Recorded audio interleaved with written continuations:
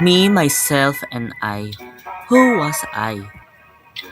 I am Arme Bisha Emmanuel V. Rosales, and it has a very deep meaning, such as Army defined in Finnish as Armas, which means dear or beloved, while Abisha as gift of God, and Emmanuel, which means God is with us.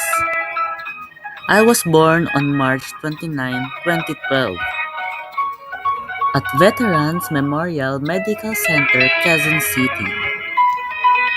My interests and hobbies are playing a piano, chess, and badminton, and reading books such that I prefer both indoor and outdoor activities. Also, the music that I enjoy are classical musics. In terms of personality, I would describe myself in three words: love, strength, and empathy.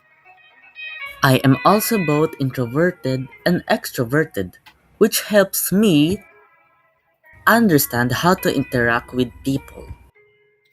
My dream is to be a neurosurgeon one day, and my goal is to help people who are such in need. Why say so?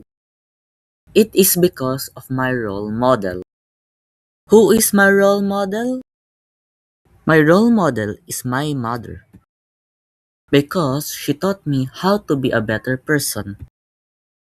She taught me how to be persistent, and on what she taught me, I have developed both a rule and a motive that no matter how many mistakes I make, I will always find a way to learn from it and come back. To never give up, never back down. This life is my gift, my curse.